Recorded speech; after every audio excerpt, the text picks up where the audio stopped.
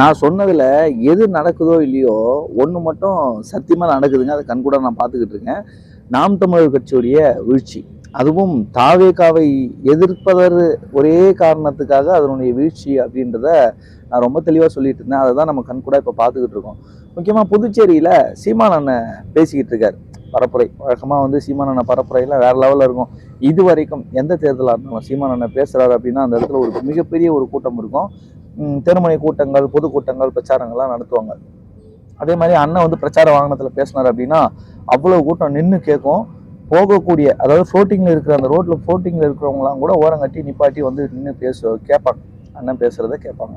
ஆனால் இப்போ வந்து 10 பேர் 20 பேர் கூட இல்லாமல் அந்த கூட்டம் நடக்கிறது வந்து அண்ணனுக்கு ஃப்ரஸ்ட்ரேஷன் ரொம்ப உச்சத்துக்கு போயிடுச்சு. அந்த ஃப்ரஸ்ட்ரேஷன் வெளிப்பாடு தான் நம்ம வந்து தொடர்ந்து இப்போ பார்த்துக்கிட்டு இருக்கிற விஷயங்கள். என்னென்ன, நீ போட்டா போடு, போடாட்டி போ, நான் இப்படியே பேசி பேசி செத்து போகிறேன், நீ போடலைன்னா நாசமா போ. இந்த மாதிரி வந்து விரக்தியின் உச்சத்தில் பேசக்கூடிய தலைவரை வந்து நம்ம இப்போ தான் பார்க்குறோம். அது ஒரு முறையும் வந்து எனக்கு வந்து யார் காலையில் விழணுன்ற அவசியம் இல்லை, நீ ஓட்டு போட்டா போடு, போடாட்டி போன்னு பேசுகிற மாதிரிலாம் இல்லை. இந்த முறை விரக்தி வந்து ரொம்ப ரொம்ப ரொம்ப அதிகமாக இருக்குது. அதனுடைய வெளிப்பாடு தான் புதுச்சேரியில் அண்ணன் பேசிக்கிட்டு இருக்காப்புல. பேசிக்கிட்டு இருக்கும்போது பக்கத்தில் தாவேகா டிவிகேன்னு யாரோ ஒரு பையன் பைக்கில் கத்திட்டு போயிட்டான். இது எல்லா இடத்துலையும் நடக்கும். திமுக கூட்டம் நடக்கிற இடத்துல நிறைய கட்சிகள் பண்ணோம், அதிமுக நடக்கிற கூட்டங்கள்லாம் நிறைய கட்சிகள் பண்ணோம். இதே நாம் தமிழர் கட்சி பண்ணுற கூட்டங்கள் பக்கத்துலலாம் திமுக காரங்க வந்து பிரச்சனை பண்ணதெல்லாம் இருக்குது. ஆனால் அப்போ கடந்து போய்கிட்டு இருந்தவர் இன்னைக்கு ஒரு படி மேலே போயிட்டார்.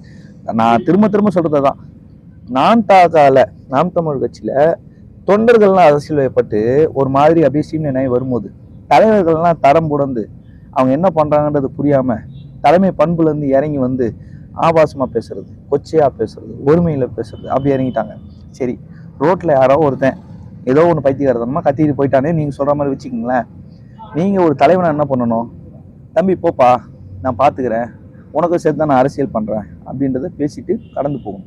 ஆனால் இங்கே என்ன பண்ணுறாரு அண்ணன் வந்து, டேய் வாடா போடா, ஒருமையில் பேசி அவனை திட்டி இவனை திட்டு, அப்படி வந்து அவனே இவனேன்னு பேசி இது டிவிக்கு வந்தியா இங்கே வாடா அப்படின்னு ஏன்னா மீன் டெம்ப்ளேட் எல்லாம் எடுத்துகிட்டு வந்து அண்ணன் வந்து காமெடி பண்ணிக்கிட்டு இருக்காரு. இதில் இவர் ஏற்றி விட்டுல அவனை இங்கே கூட்டின்னு வரா. என்ன பண்ண போறீங்க? கூட்டின்னு வந்து என்ன பிடிச்சி அடிக்க போறீங்களா? ஒவ்வொரு மேடையிலையும் ஏதாவது கலவரம், எவனையாவது போட்டு அடிக்க வேண்டியது, இல்லைன்னா ஊன் கட்ட வேண்டியது. இந்த ரவுடிசத்தை வளர்த்து விடுற வேலையை தான் சீமான் அண்ணன் பண்ணிக்கிட்டு இருக்காரு. நல்ல தம்பிகளை, கொள்கை உள்ள தம்பிகளை ரவுடிகளை மாத்திர வேலையை சீமான் பண்ணிக்கிட்டு இருக்காரா கேட்குறேன். அவருடைய தோணி எப்படி இருந்தது? வேன்மால் நின்றுக்கிட்டு, ஏய் வாடாடே வாடான்னு டிவிக்கு வந்து, இதே இங்கே வந்து டிவிடா, இங்கே வந்து டிவிடா, இதெல்லாம் ஒரு தலைவன் பேசுகிற பேச்சாது. ரோட்டில் எவனோ எதையாவது பேசிக்கிட்டு போனால் கடந்து போகும். அதுக்கெல்லாம் வந்து அதுதான் நம்ம வந்து இதுக்கெல்லாம் பதில் கொடுக்கக்கூடாது அப்படின்ட்டு இருந்தோம். ஆனால் அங்கே நடந்த விஷயம் நாம் தமிழர் தொண்டர்களை அங்கங்கே இந்த பிரச்சனையை வந்து தூண்டி விடுற மாதிரி தான் இருந்தது. முக்கியமாக இந்த பிரச்சனையை தூண்டி விடுறதுக்காக அவர் பண்ண மாதிரி தான் எனக்கு தோணுது. அந்த இடத்துல இன்னும் அதை மீறி அங்கே காவல்துறைன்னு அவரை வந்து கிளம்ப சொல்கிறாங்க. அங்கே அந்த தம்பியை இவர் பேசுனதை கேட்டு அவர் கிளம்புறது ரெடியாக இருக்கும்போது அந்த பக்கம் இந்த 2 பேர் ஏறி அடிக்கிறான். அந்த நண்பரை வந்து அடிக்கிறாங்க. அவர் யாரன்னா இருக்கட்டும், டிவிக்கே வரட்டும், டிஎம்கே வரட்டும், எந்த கட்சிக்காரனா இருக்கட்டும், நீ பேசும்போது ஒருத்தன் குறுக்க பேசினா அப்படி தான் போய் அடிப்பீங்களா? என்ன சொல்லிட்டான் அப்படி டிவிக்கேன்னு ஒரு வார்த்தை சொல்லிட்டான். அதுவே உங்களால் பொறுத்துக்க முடியலன்னா, இந்த விமர்சனத்தையும் உங்களால் பொறுத்துக்க முடியலன்னா எதை தான் நீங்கள் பொறுத்துக்குவீங்க? பேசுகிற இடத்துல டிவிக்கேவை திட்டுறது, டிவிக்கேவை பேசுறது, இப்படியே இருந்தால் வரவங்களாம் விருப்பத்தை தான் செய்வான். அவனுக்கு இருக்கிற அரசியல் அறிவுக்கு அவன் இதை பண்ணுறான். உனக்கு இருக்கிற அரசியல் அறிவுக்கு நீ என்ன பண்ணணும்? நீ ஒரு கட்சிக்கு தலைவன்னா, தம்பி போங்க தம்பி அப்படின்ட்டு அனுப்பி விட்டுட்டு நீ உங்கள் பசங்களுக்கு என்ன பேசணுமோ அதை பேசணும். அங்கே நிற்கிறதே 10 பேர் தான். நீங்கள் இப்படி பேசி தான் 100 கணக்கில் இருந்த 1000 கணக்கில் இருந்த அந்த மக்கள் படையை நீ வந்து 100 கணக்கில் இன்னைக்கு 10 கணக்கில் வாய்ப்புச்சு. 10 பேர் 20 பேர்னு பேசிக்கிட்டு இருக்கான். வருத்தமாக இருக்கு எனக்கு. ஏன்னா அது இப்படி இருந்த கூட்டம் எப்படி நம்ம பார்த்தோம், அதை இப்படி ஆகிப்போச்சு அப்படின்னு ஆளுல கூப்பிட்டு பேசுறான். அதுல ஒருத்தன் அந்த கையில வச்சிருக்க அந்த பதாகையை திருப்பி பிடிச்சி குத்துறாங்க. என்ன மனப்பான்மை அது? அங்க போட்டு 2 பேர் அடிக்கிறது, காவல்துறை இருக்கும்போது இவ்வளவு. அவன் என்ன உள்ள வந்து திமுக மாதிரி சோடா பாட்டில் அடிச்சான், இல்ல உள்ள புகுந்து உங்களுக்கு அசிங்கமா பேசினாங்க? ஒண்ணுமே கிடையாது. பாசிங் கிளவுடு விட்டுட்டு நீ வேலையை பார்க்காம அதை ஒரு பிரச்சனை ஆக்கி என்னன்னா இவங்களுக்கு டிவிக்கே லைம் லைட்ல இருக்கு.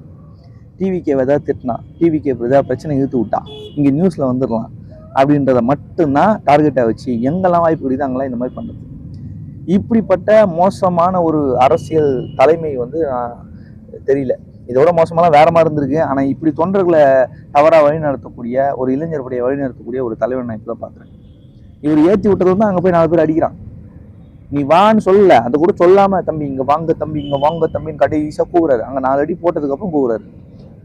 கொஞ்ச நாளைக்கு முன்னாடி திரும்ப வண்டி முன்னாடி ஒருத்தர் வந்து அவன் சொல்லிட்டு அவங்களா போட்டு அடிச்சாங்கல்ல, என்ன பத்தி பேசினாரு. அதே மாதிரிதான் திருமாவளவனும் சொன்னாரு. சரியா கூட தட்டல, அவன் நம்மளை முறைச்சதுக்கு தான் அடி, அவன் பேசுனதுக்குலாம் அடி இல்லை, அவன் முறைச்சதுக்கு தான் அடி, பார்த்தாலே அடிப்போம் அப்படின்லாம் வந்து அண்ணன் பேசி அதை கொஞ்சம் ட்ரிகர் பண்ணாரு. அப்பெல்லாம் நல்லா வாய்க்கழியே பேசினார் அண்ணன். அப்ப இது என்னது, யாரனா இருக்கட்டுங்க, பப்ளிக்ல இருந்து ஒருத்தன் டிவிக்கேன்னு கட்டிட்டான், அவன் அடிப்பியா? நீ போடாம்பியா? உனக்கு ஓட்டு போட்டா அவன் நல்லவன், கொள்கைவாதி, இல்லைன்னா தற்குறி. இதுதான் உச்சபட்ச தற்குறித்தனம், இதுதான் சர்வாதிகாரத்தனம், இதுதான் ரவுடித்தனம். இந்த மாதிரி வேலைகளை சீமான் அவர்கள் நிறுத்திக்கிறது அந்த கட்சி தொண்டர்கள் நண்பர்களுக்கு நல்லது. தம்பிகளுக்கு நான் கேட்டுக்கிறது அது ஒன்று மட்டும்தான். தொடர்ந்து இது மாதிரியான வேலைகளை பிரச்சாரங்களை செஞ்சுக்கிட்டு இருக்கிறதுனால தான் இன்னைக்கு உங்க பிரச்சாரம் கலகலத்து போச்சு அப்படின்றத உணராம இன்னமும் பேசிக்கிட்டு இருக்காரு. எவ்வளவு தானே வாங்குனீங்க சொல்லி தொலைங்கடா அப்படின்னு தான் நிறைய பேர் கேட்டுக்கிட்டு இருக்காங்க. புரியல. ஸோ இந்த காணொலியில் பற்றி உங்களுடைய கருத்துக்களை கமெண்ட்ல சொல்லுங்க. நன்றி. நான் வேலூர் என்கேஆர்.